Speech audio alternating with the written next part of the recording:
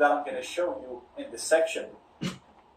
Now you'll notice, once connected, you can do so many cool things. So you'll be able to gather detailed information about all of the clients connected to the same network.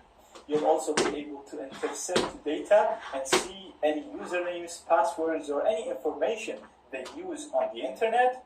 You'll be able to modify data as it's being sent in the air, so you'll be able to inject evil code and do so many cool things on the network. Now, to do all of the attacks that I'm going to show you in here, you have two options. The first option is to run the attacks against the virtual NAT network against the Windows machine. You just need to make sure that the virtual Windows machine is connected to the same NAT network as the Kali machine.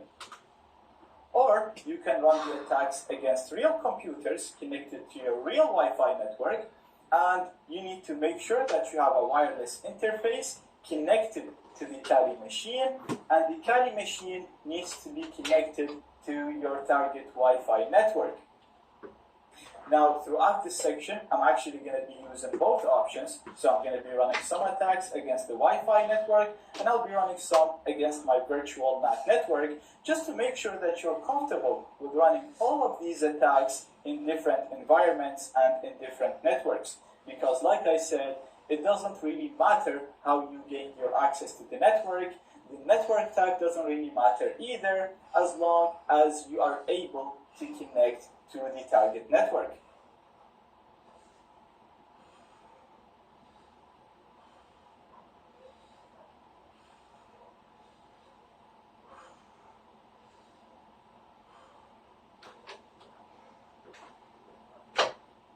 Your lectures, you need to have a target machine or a victim machine. So this is a computer that you're going to target and try to hack and test the attacks that we're going to learn against. So you can do this against any machine, but I highly recommend installing target machines as virtual machines. This is great because it won't break a real computer for you if you actually break something. It's also very easy to fix. Even if you have a computer that you don't care about, it's very easy to fix virtual machines. You can just remove it and reinstall it, or store a snapshot and go back to it. Now, as we all know, Windows is a very common operating system. It's used by a lot of people. So in this lecture, I'm going to show you how to install Windows 10 as a virtual machine so that we can test some of the attacks that we're going to learn in the future against it. So we'll target this machine when we want to test attacks against Windows or a target user that uses Windows. Now, Microsoft has released ready virtual images for people to test Windows, so we can actually download a virtual image of Windows for free from Microsoft. I'm going to include the download links in the resources of this lecture. Now, I've already done that, and I already have it in here in my downloads. As you can see, we have it here, MS Edge Windows 10 VMware. And as you can see from the icon, this is a zip archive. Therefore, in order to use the contents inside it, we have to uncompress this file.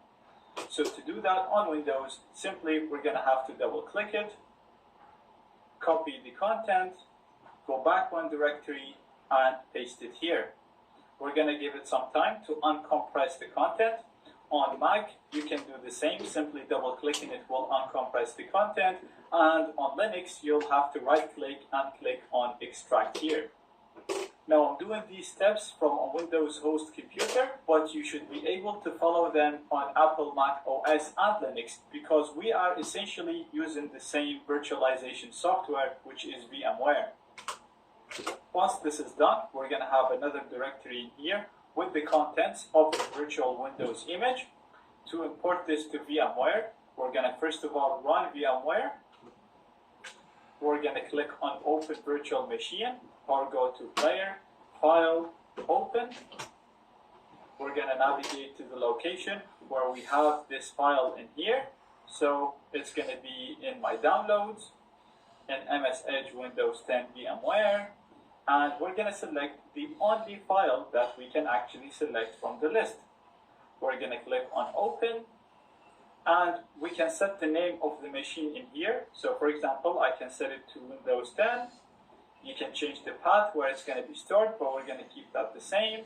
And we're going to click on import to import it. You're going to have to give it a bit of time to import this machine into VMware.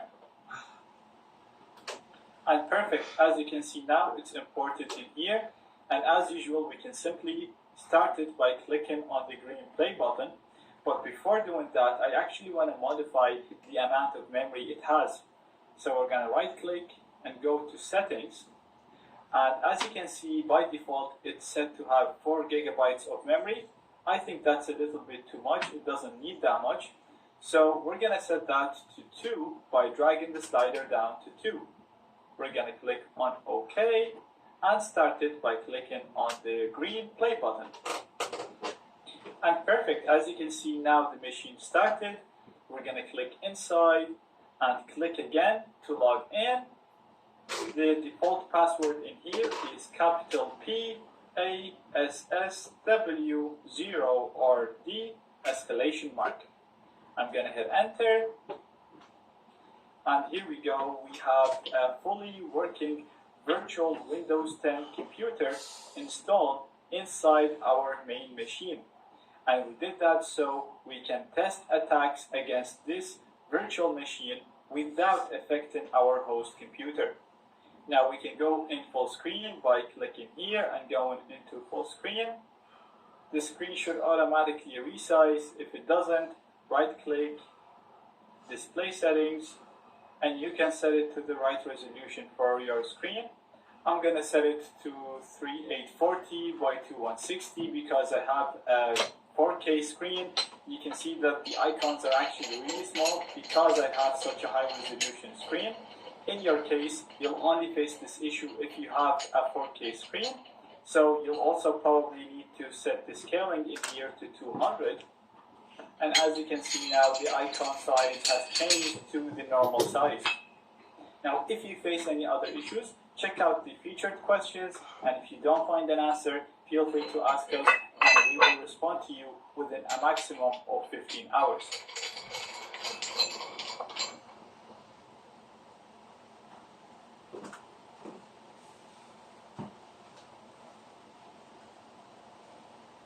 Information gathering is one of the most important steps when it comes to hacking or penetration testing. If you think of it, you can't really gain access to a system if you don't have enough information about it. So for example, let's say you're connected to a network and one of the devices connected to this network is your target. Now for you to hack into that target, first you need to discover all of the connected clients to this network, get their MAC address, their IP address, and then from there try to maybe gather more information or run some attacks in order to gain access to your target. Now, there are a number of programs that will do this for you. Examples are NetDiscover and Nmap, which do this job really, really well. So, in this lecture, we'll start with the simpler one, which is NetDiscover, and see how to use it to quickly map the network we're connected to. And in the next lecture, I'm going to show you how to use Nmap to gather detailed information about all of the clients connected to the same network. So, I have my Kali terminal in here, and if I do ifconfig, you'll see I have ETH0, it has an IP address, and like I said, this is the virtual interface created by VirtualBox when we set the Kali machine to use a NAT network. Now, I also said that this NAT network behaves exactly like an Ethernet network, and as far as the Kali machine is concerned, it thinks that it is connected to a real wired network, and as you can see here, it's telling me that wired connected. Now, I have my virtual Windows machine right here. It is configured to use the same NAT network as the Kali machine. Remember, we're still in the network hacking section, so both you and the target machine need to be connected to the same network. So as far as these two computers are concerned, they think that they are connected to the same network. So what I want to do right now is use NetDiscover and see how we can use it to discover all devices connected to the same network. Now the method that I'm going to show you will work exactly the same whether you're using it against a virtual network like I'm doing right now, or against real network, and even if your target is a Wi-Fi or a wireless network. So all you have to do is type the name of the program, which is NetDiscover, and then type -R to specify an IP range to search for. This needs to be a range that can be accessed by you. So right now you can see that my IP is 10.0.2.16, and I can only access IPs on the same subnet. So IPs on the same subnet start at 10.0.2.0, and they would end at 10.0.2.254, because 254 is the last IP that a client can have. So my range is going to be 10.0.2.1, and I want to search for clients that might have an IP of 10.0.2.1, 10.0.2.2, 10.0.2.3, all the way up to 10.0.2.254.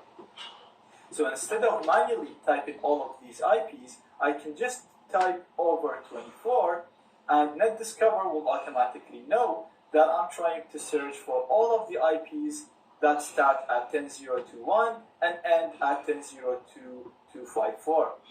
So this is a way of specifying an IP range for the whole subnet.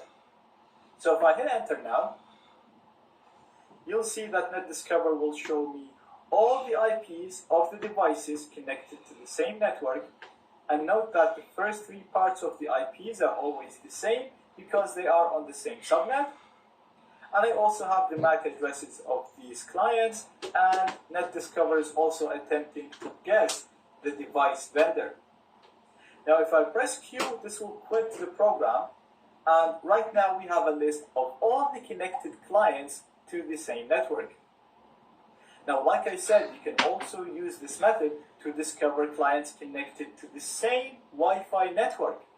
The only thing is, right now, if I do ifconfig, you can see that my Kali machine does not have a wireless adapter. It's not connected to a Wi-Fi network. And like I said before, you cannot access the built-in wireless card from a virtual machine. Therefore, if you want to do this or run any of the wireless attacks that we're going to see in the future against a real computer and a real wireless network, you're going to need to use a wireless adapter. Now, I'm going to include links in the description that will help you pick a good adapter that works with Kali Linux.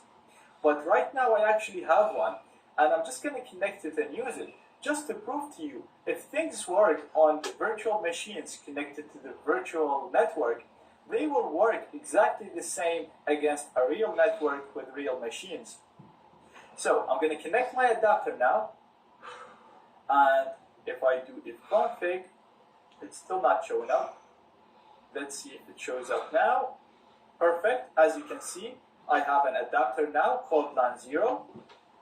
And what I'm going to do is I need to connect this adapter to a Wi-Fi network first before I can discover all the connected clients to this network. So I'm going to go to my network manager. I'm going to click in here, and you want to click on select network. And as you can see, automatically now it's actually connected to a network. But in your case, you'd want to select the network and click on connect, and then it will ask you for the password. So now I'm actually connected, and you'll see if I do ifconfig again, right now LAN 0 has an IP address. So this means that it is connected to a network, and this means that we can use it now with NetDiscover. So again, I'm going to use the exact same command that I used before, just to show you and prove to you that if this works against virtual machines, it will work against real machines. And the only difference is going to be the IP. So I'm going to remove this IP, and as you can see right now, my IP is 192.168.1.8. So therefore, the range that I'm going to look for is going to start at 192.168.1.1. And I'm going to leave the over 24 here because this will tell NetDiscover that I want to start at 192.168.1.1 and finish at 192.168.254. So if I hit enter now, as you can see, it's discovering all the connected clients, all their IP addresses, all their MAC addresses, and it's guessing the manufacturer. And you can see it's also discovering some Apple devices here. So as you can see, it's working perfectly using the exact same command. Now I only did this just to show you that if things work against virtual machines and against virtual networks, then they will work against real machines, because these virtual machines and virtual networks are modeled over real machines, and as far as the machines are concerned, they actually think they are real computers and real machines.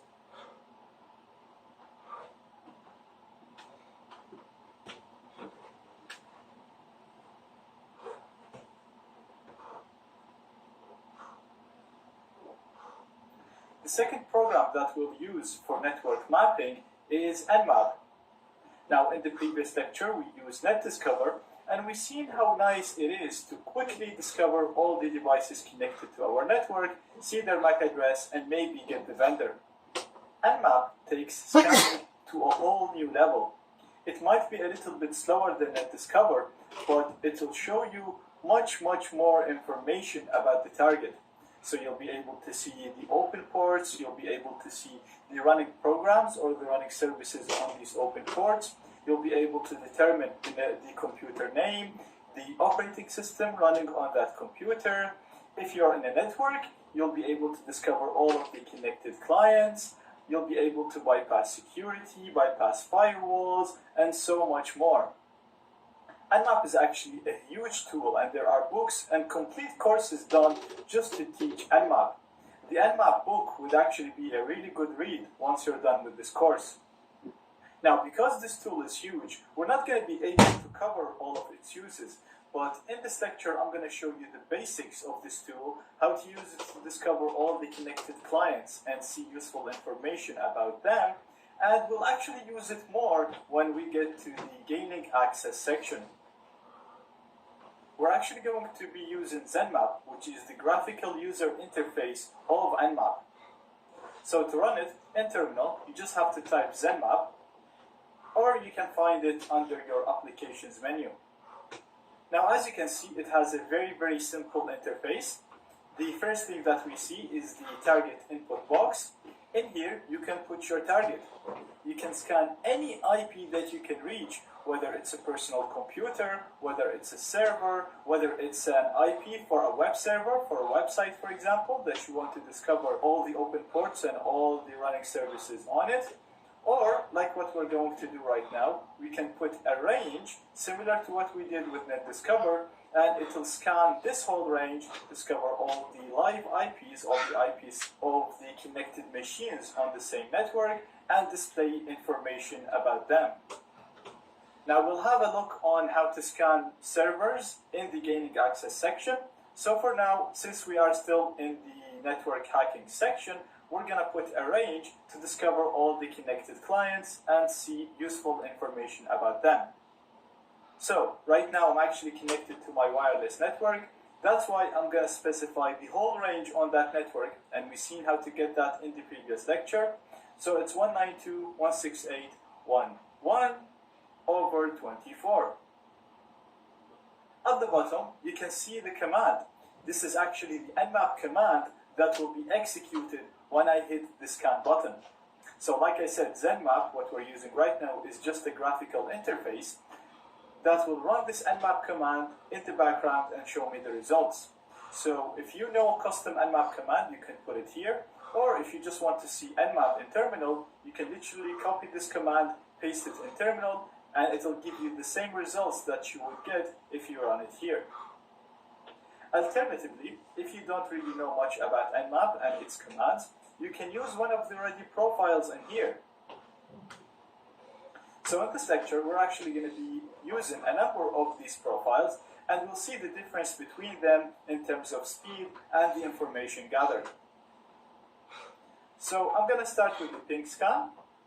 This is a very quick scan. It literally just pings every possible IP in the range, and if it gets a response, it will record this response and it will show me the devices that gave me a response, which means that these are the devices connected to the network. Now, a lot of devices do not respond to ping requests, even if they are alive, so the list that you'll get in this scan might not include all the devices connected to your network. Now, once the scan is done, as you can see, we can see the list of all the connected devices in here.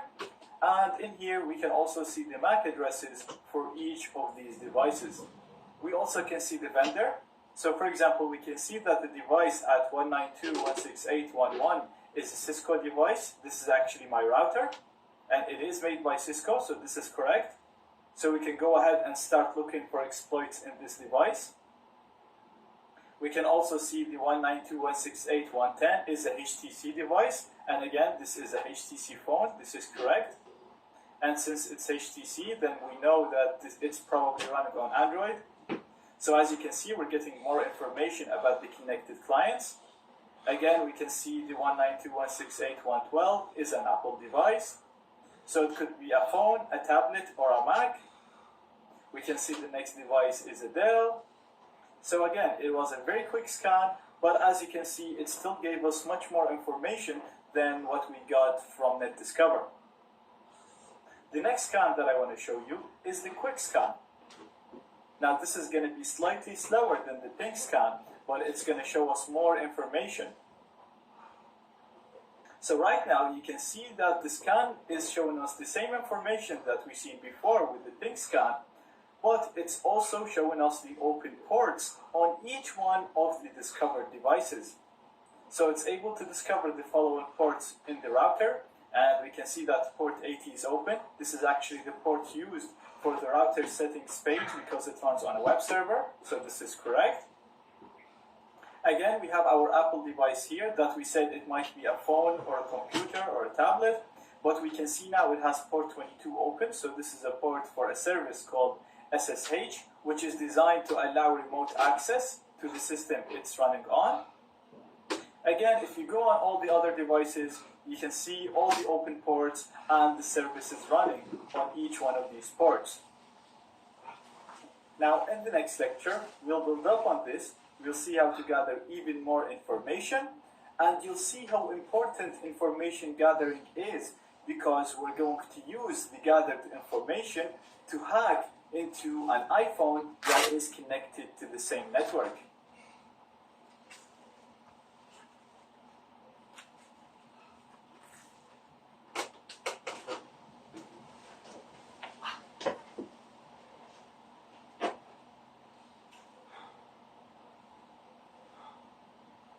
Now, in the previous lecture, we had a quick look on ZenMap and how it can be used to gather information.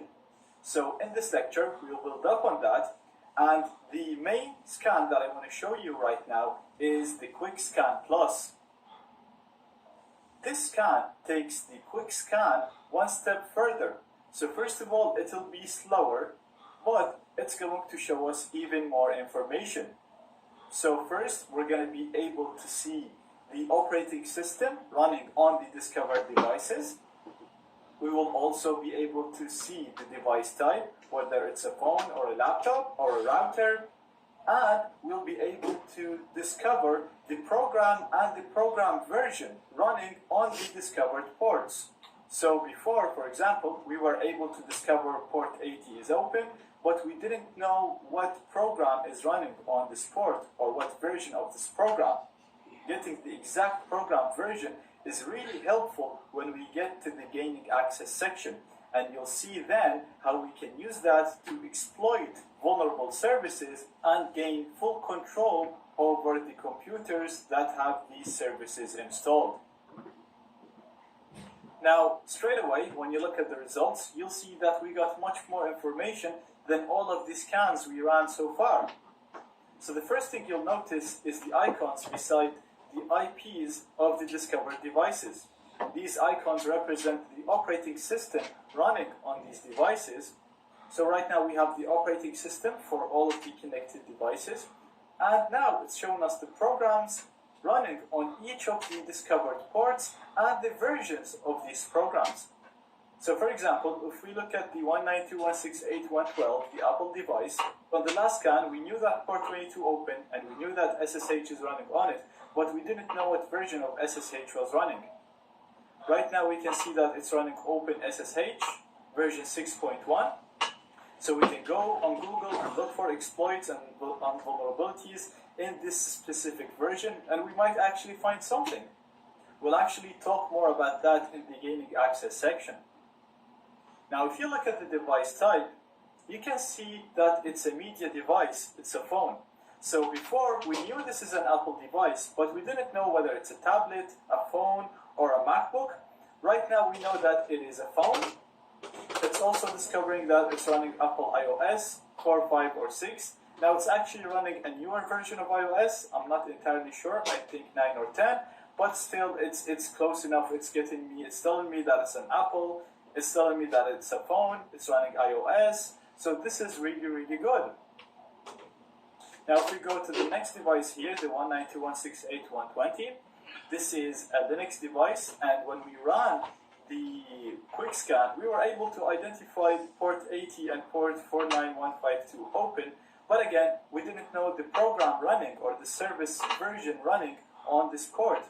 So right now we know it's Apache HTTPD 2.2.22.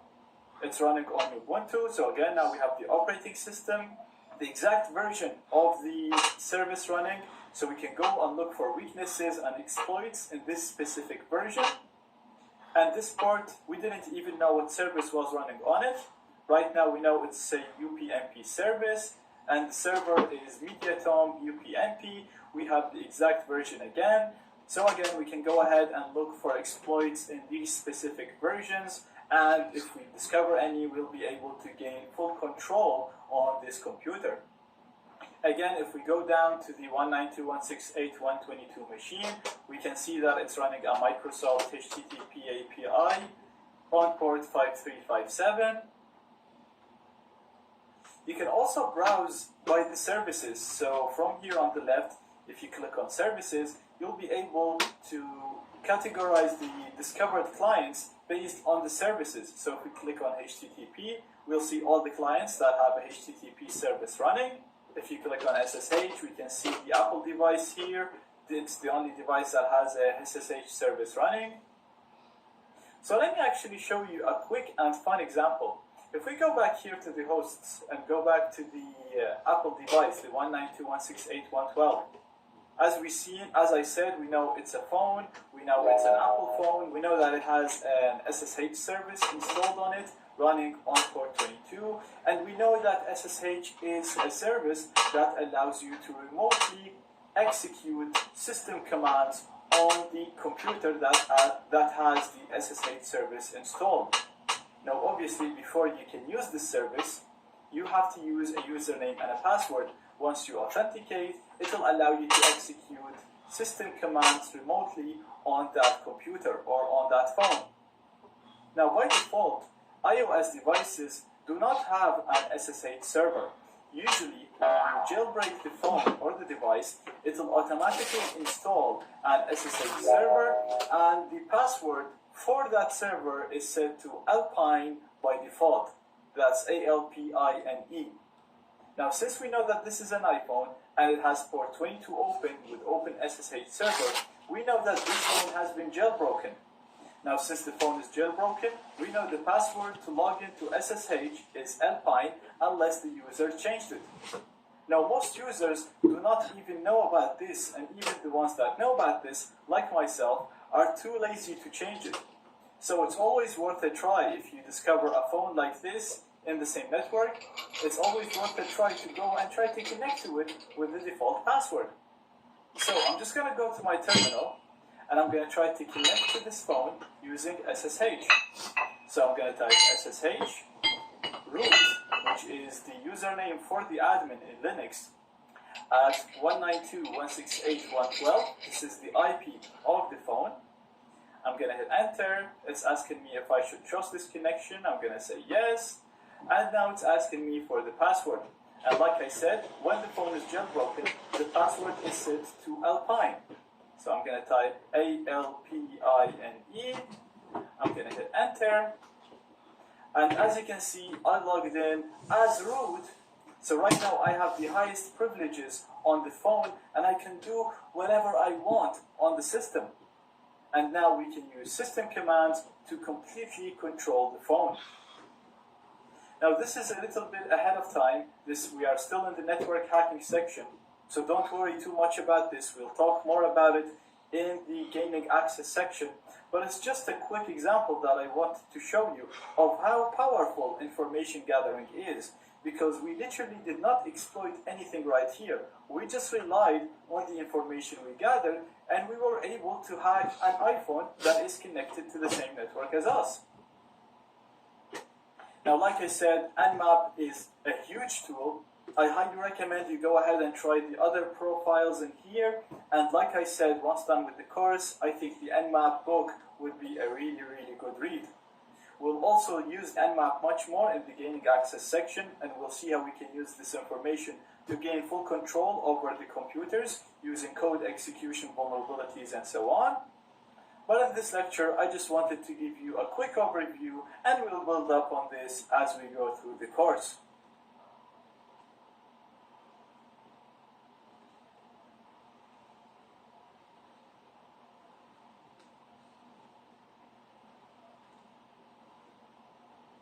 Now, in this lecture and the next few lectures, I want to start talking about man-in-the-middle attacks. These are attacks that we can launch only if we are able to intercept the communication between two devices. Hence the name man-in-the-middle attacks. So, a normal communication would look like this, where the device is directly communicating with the entity that they want to communicate with. In a man-in-the-middle attack, the hacker would be able to place themselves in the middle of the connection, allowing them to intercept and see anything that is being transferred between the two devices. Now, there are a number of ways to achieve this. The first method that we'll cover in this course is using an ARP spoofing attack. ARP spoofing allows us to redirect the flow of packets. So instead of it flowing as shown in this diagram, it would flow through my own computer. So any requests sent and any responses received by the target computer will have to flow through the hacker computer. This means that any messages, any websites, any images, any usernames, any passwords entered by the target will have to flow through my computer.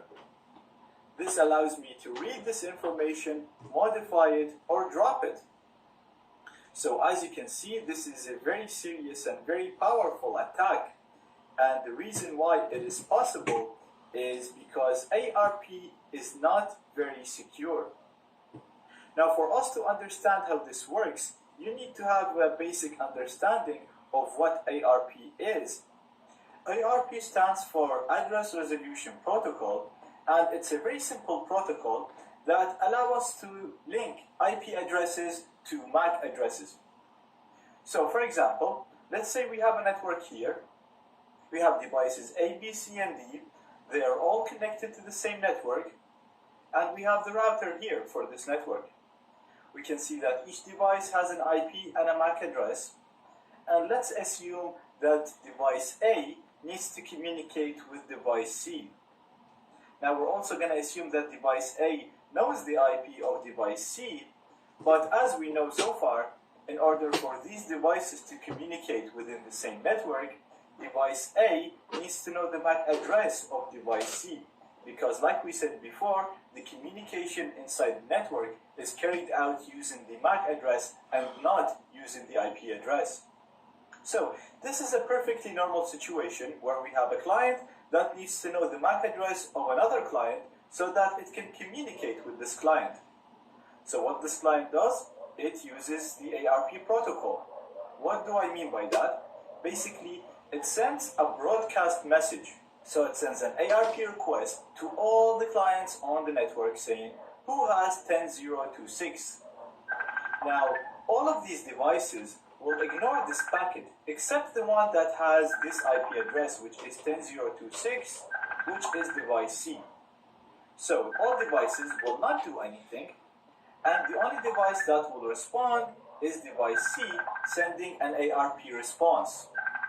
In this response, device C is going to say, I have 10.026, my MAC address is this MAC address. This way, device A will have the MAC address of device C, and now it will be able to communicate with device C and do whatever task that it wanted to do initially. So all of this communication is facilitated using the ARP protocol. Like I said, the ARP protocol is a very simple protocol. As you can see, all it has is requests and responses, and the whole point of it is so that we can link IP addresses to MAC addresses, or translate IP addresses to MAC addresses.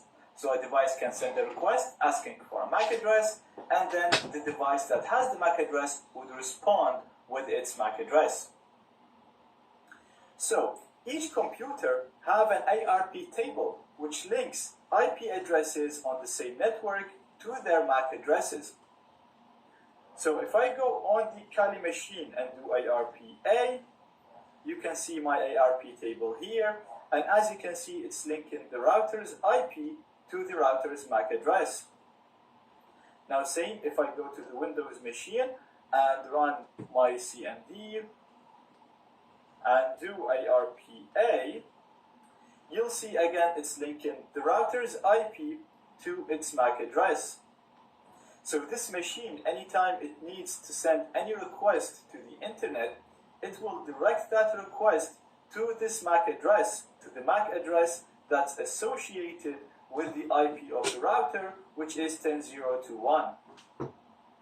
Now, this value in here can be easily modified by exploiting the ARP protocol. So let me go back to my diagrams.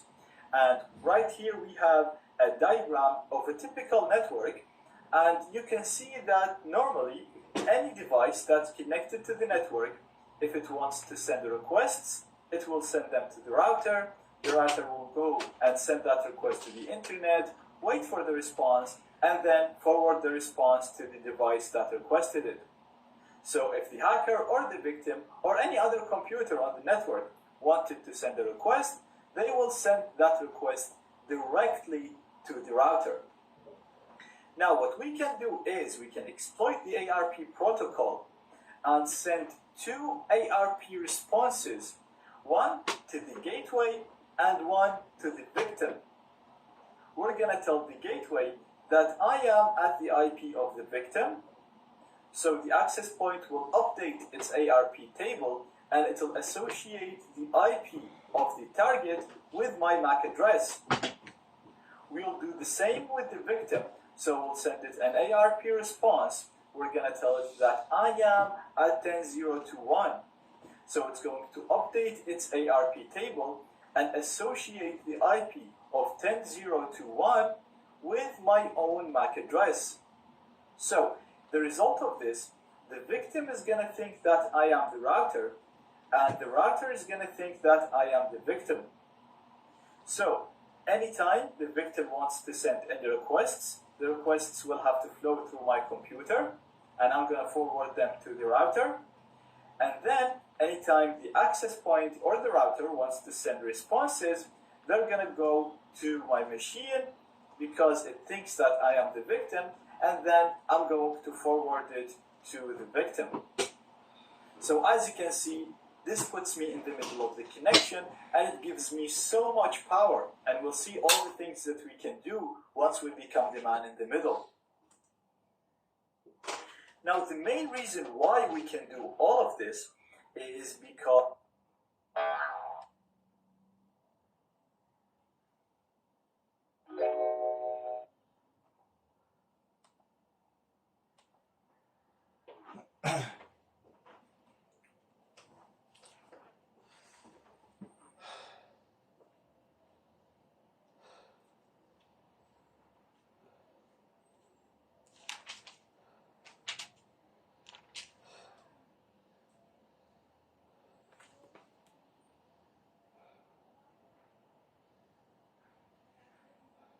Psalm 127. Unless the Lord builds the house, they labor in vain who build it. Unless the Lord guards the city, the watchman stays awake in vain. It is vain for you to rise up early, to sit up late, to eat the bread of sorrows, for so he gives his beloved sleep. Behold, children are a heritage from the Lord. The fruit of the womb is a reward. Like arrows in the hand of a warrior, so are the children of one's youth. Happy is the man who has his quiver full of them. They shall not be ashamed, but shall speak with their enemies in the gate. Amen. Psalm 128. Blessed is everyone who fears the Lord, who walks in his ways. When you eat the labor of your hands, you shall be happy, and it shall be well with you. Your wife shall be like a fruitful vine in the very heart of your house, your children like olive plants all around your table. Behold, thus shall the man be blessed who fears the Lord. The Lord bless you out of Zion, and may you see the good of Jerusalem all the days of your life. Yes, may you see your children's children. Peace be upon Israel. Amen.